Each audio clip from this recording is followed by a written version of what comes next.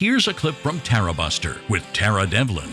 Joining me on the show. I'm really interested in your story. In fact, I was telling everybody how jealous I am, to tell you the truth, that you did it.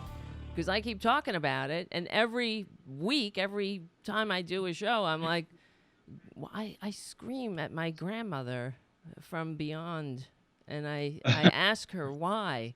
Why the hell did you ever leave Ireland, Granny? And yeah, so you did it. So Stephen, pleasure to be here. yeah, thank you so much, Stephen Shainbart, Ph.D. Well, you have something to offer the Canadians. You're a Ph.D. So they probably that could have helped, right? So Yeah, but you wrote a book in when Twitler was elected, despite receiving fewer votes. You did it. You went on the the Canadian website, the immigration website, crashed the night of the 2016 election. But from traffic from the United States, internet traffic from the U.S. So tell me what happened. Tell me your story. Thank you. Well, my short. I have a longer answer, but my shorter answer. Go for it. Yeah, I just want to start with my shorter answer and then elaborate. But when people say, "Well, why did you do that?" Like especially here, I say I moved to Canada because a mentally ill and cruel man took power in my country, and even worse, the people chose him. Right. At least enough of the people. So yeah.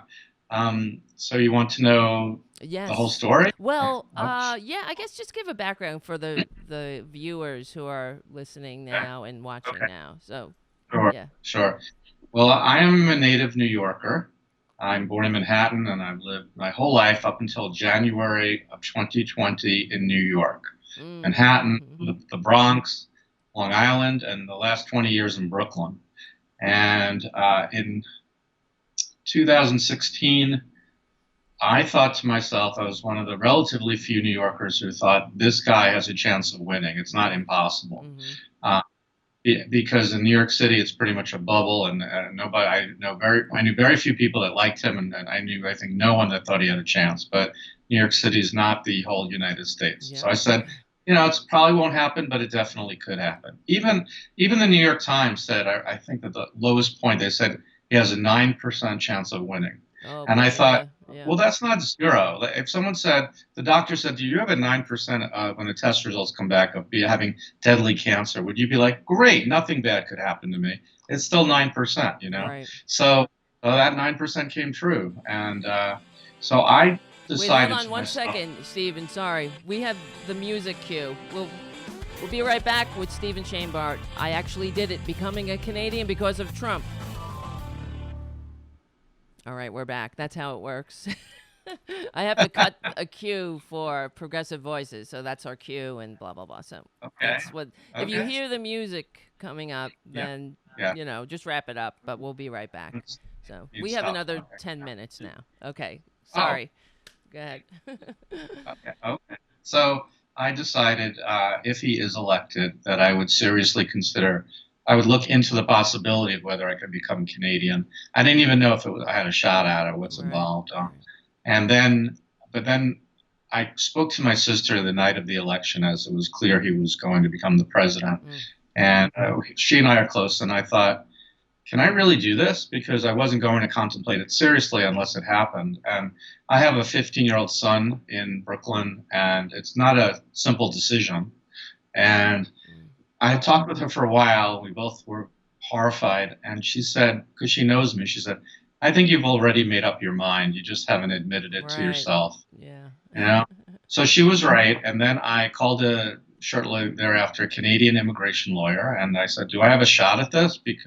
And they said, in your case, you do, because I have a PhD. And they have certain criteria.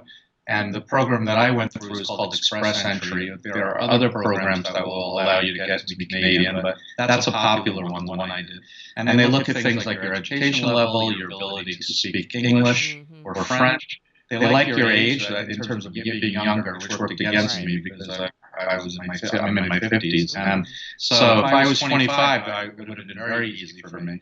But they said, in your case, you have everything, but you're going to need 1 year of work experience in Canada because they give you points for if you have worked in Canada. So then I had to start looking for a job in Canada, and I'm a psychologist, so it was really an enormous undertaking because I couldn't just pick up and start moving and working there. I had to become licensed as a psychologist in Canada, like doctors or nurses. So that took a year in a very bureaucratic process to become licensed in Canada, even though I had been working 20 years as a psychologist in Manhattan. And then after that 1 year, I could start working for the 1 year that was required. So I worked part-time in Toronto, and I kept my private practice in Manhattan, and I went back and forth and back and forth and back and forth, and I never wanted to see, well, I guess I kind of got my wish of COVID to see a plane again. Right. And then after 2 years, then I submitted my application, and that took almost a year for them to process. So that's 3 years from November 2016, and in November 2019, I became a Canadian permanent resident, which is like a green card. It's basically a citizen. Almost all the rights of a citizen, and in a year and a half, I'll be a full citizen. Wow, So, that's great. yeah. Congratulations. Wow. Thanks. I mean, he might win again.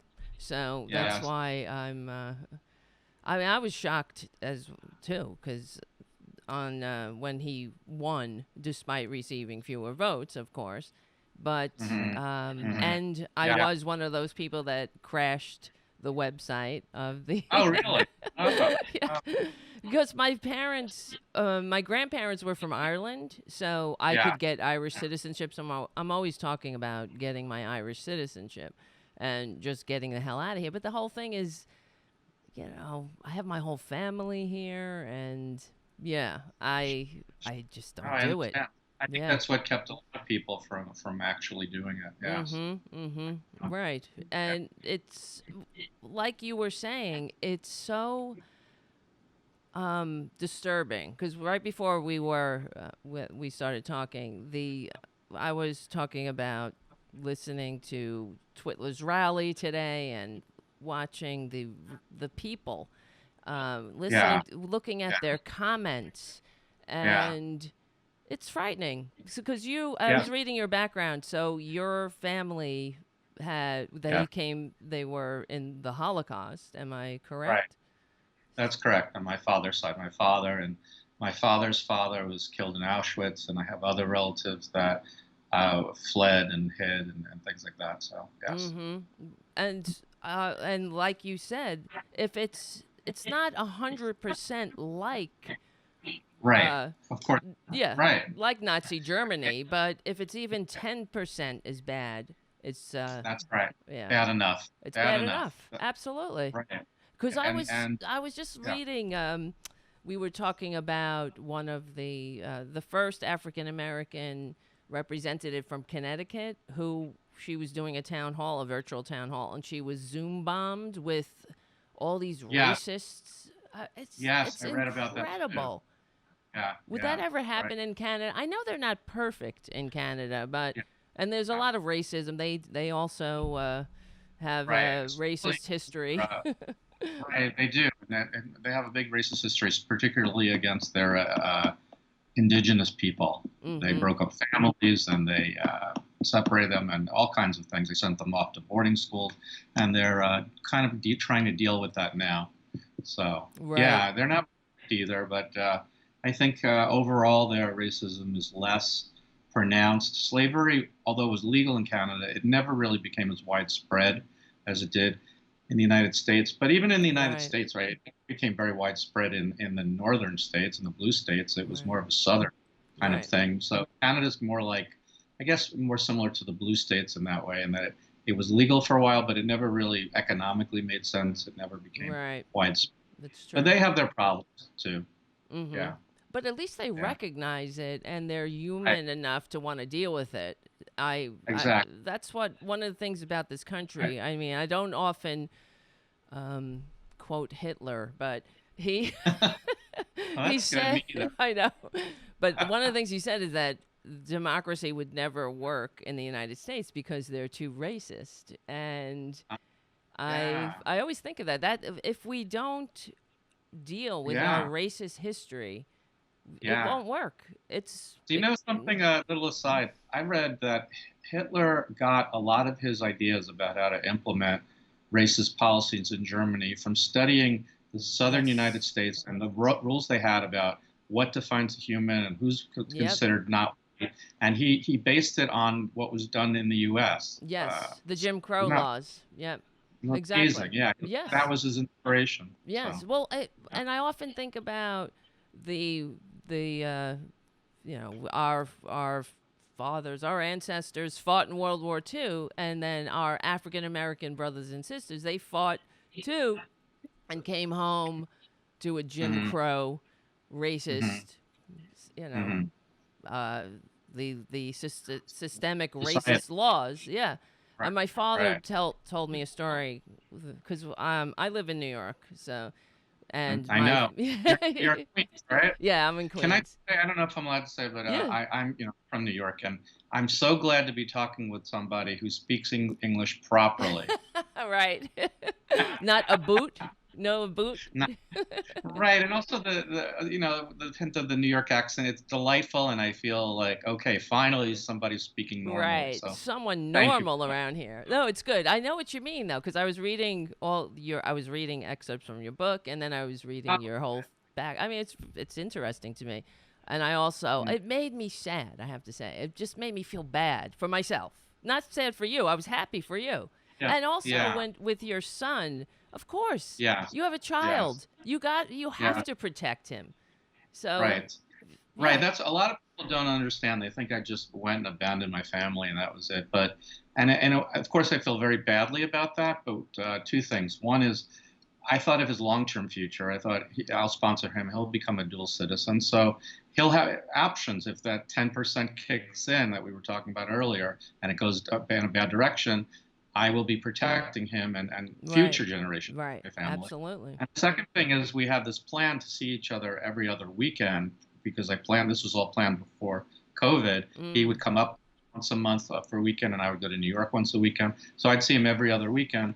But the pandemic and the shutdown Oh and wow. everything, Right. that was completely unexpected. And I went 5 months without seeing him. And that's probably, no, that not probably, that's the hardest part of this whole Mm-hmm. thing. Mm-hmm. Hopefully that won't be much longer. I can only Right. hope. Right. Well, you Yeah. have options. And he has options now. He could Right. get the hell Exactly. out. I mean, and you didn't give up your American citizenship. No, That's not at all. Not at all. I have my absentee ballot right here, that's and it's good. not a very hard choice to decide who to vote I for know, me. I'm which not. is oh my god, that's another real bane of my existence. Listening to the undecided voters, we eviscerate him on them on the show. But what I was Right. going to say about my father when he was in the service, he was in Korea, but he served in from New York and New Jersey, so he never really had reason to go sit down south. But he said that when he had to go somewhere down south, whatever. He got on the bus, and when they crossed the Mason-Dixon line, so he was in Yeah. his uniform with other soldiers. They Yeah. had the black soldiers were made to get up and go to the back of the bus, and my Uh-huh. father was like, he couldn't believe it because you hear it, and then when you experience it, it's just so Yeah. disgusting and Yeah. dehumanizing. So of course, if this country doesn't face its racist history, where it's not going to survive, and it's hanging by a thread, as it is. Wait, hold on. There's the music. We'll be right back. So we're talking with Stephen Shainbart, Ph.D. and author of an incredible book that gives me pangs in my heart called "I Actually Did It: Becoming Canadian Because of Trump." And it only hurts because I feel like, God damn it. Because sometimes I think I should have been born. If I was born 1,000 miles to the north, I wouldn't be so I don't know, Well, stressed out. not easy. It's not easy, of course. I know what you mean, but obviously it is possible to Mm-hmm. if people consider it, and that's Right. what the book is about. It's partly a how-to book. I explain the different paths towards citizenship. I explain some tips and to make things easier for people that from what I went through to that that they won't fall into the same kind of delays as much as possible. And for some people, like I had to get licensed, like I told you, for that year, for a year. Some people don't have to do any of that, especially if you're younger, and you can take maybe only a year or so.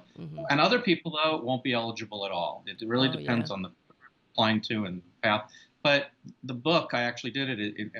It's a short book, and it has a how-to part, but it's also funny. Like I write about these cultural stories about running into Canadians as a New Yorker and what it's like and how different it is. And I just love crossing the street once the cars have stopped because I feel like I have a superpower because all the other people can't move until the sign says, Right. No says, matter if no cars anywhere, right? They they just stand there. They'll stand there for a minute.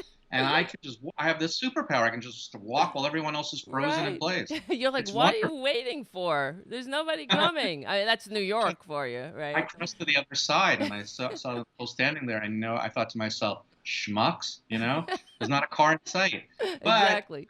they're great people. It's very nice. It's very lovely on the whole. Of course, people are people everywhere, but on the whole. Anyway, so the book is fun to read and also informative. So Yes. you don't have to just be sad, Tara. If I you want, you know. can. It's true. It's just I'm only sad for myself. And I don't know. I'm so tormented about it because I'm like, I got to get out of here. Every time something happens, I'm like, I got to get the hell out of here. And I'm like, what am I doing here? And then I'm like, no, fight, fight, fight, But then it's You don't have to do both. Like I am voting, as I said. right. I am donating my time and money to the Biden campaign. You don't give up your American citizenship. So I can do, pretty a lot. And so why not have the best of both? You do. You have the best of both worlds. And you don't have to worry about, going bankrupt. God forbid if you get a sickness or something. That's really one of the things that relief that disgusts was, me. yeah. Exactly. But have you encountered any anti-American bias? Yeah. Yeah. Yes. And when I talk about it, I've even recently encountered some negative feelings about my even saying that I've encountered anti-American bias, that some Canadians get offended. But it's true that most of them are fine, the majority of them are fine.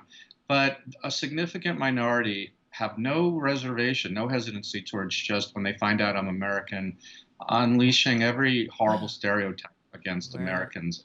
Even when I say I'm from New York, some of them, most don't, some of them will say, oh, so do you carry a gun with you everywhere? But nonsense like that. Or one guy was saying, this was the most, I said I'm from New York, and he said, yeah, well, it's not like Toronto. Here you see people of all different colors and ethnicities. And I said, what?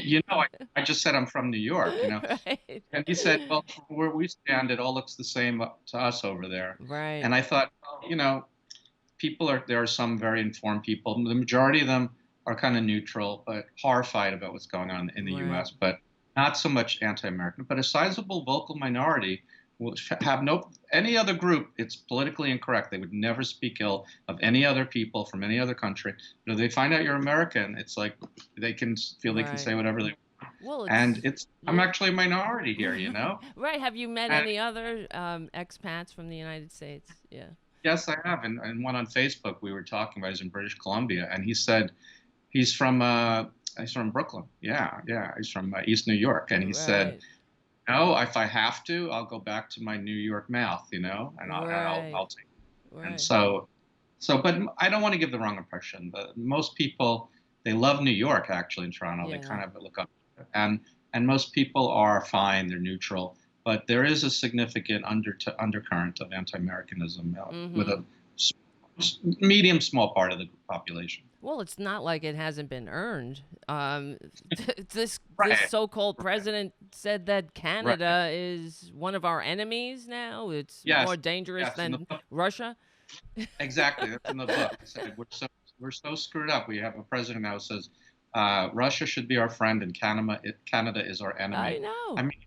I mean, if you can't make this stuff up. It's crazy. I never thought. I thought that they had hit bottom with George W. Bush, and then the trapdoor opened, and here we are. And you're like, what? How is this possible? I know. Right? It's insane.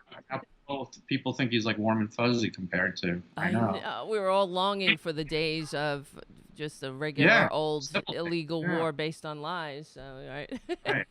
Right. Right. Thank you so much for being on the show and for writing your book Uh, and for sharing your experience with everyone. Because, yeah, people on the chat are like, no, don't leave, Tara. But I mean, I'm torn. I'm torn. uh, I really am. But maybe, well, so you're in Toronto, yeah, I'm right? in Toronto, and it's an hour and a half drive to Buffalo. It's a 1 hour flight to New York City. I didn't go off to New Right, Zealand, right. and people can be part of both countries. That's the thing. If I you know. like, it isn't an either or choice. I don't think I would have done it if I had to give up my American citizenship Hmm, because, I want to fight to make America better, that's better, true. but I also want to protect myself and Right. enjoy life in a more Exactly. progressive. Right. So it's not an either or choice, or it doesn't have to be. Right. So, one more question. I just wanted, when you were saying another expat from Brooklyn, have you met any from the South? I'm wondering. It I seems like, I yeah, more did because people. my book. I had a number of people reach out to me.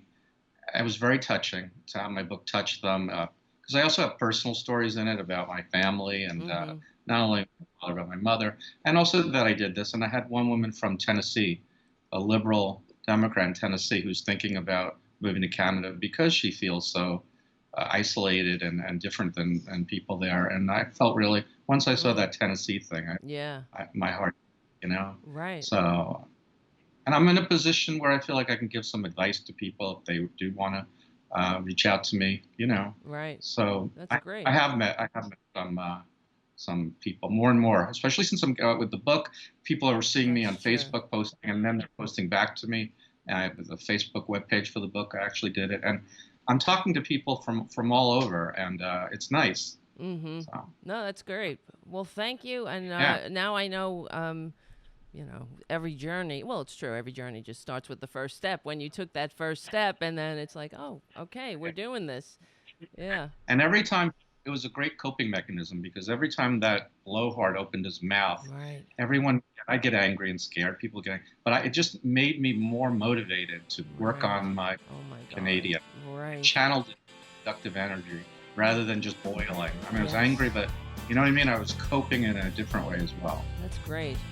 Well, thank you Yeah. for being my inspiration, and Oh, I thank might be reaching out and saying, "All right, that's it." Well, especially who knows? Do they take cats in Canada? I see your cat in the back. Yeah. Yes, yes, they do. Cats and dogs. Okay, good. They're welcome to. All right. Tarabuster is recorded live every Saturday evening from 6 to 8 p.m. Eastern at the RDT Daily Facebook and YouTube channels and rebroadcast on Sunday from 6 to 8 p.m. Eastern on Progressive Voices or anytime on demand on the Progressive Voices app. Support RDT Daily and Tarabuster by becoming a patron at patreon.com/Tara Devlin. Remember, we stick together, we win.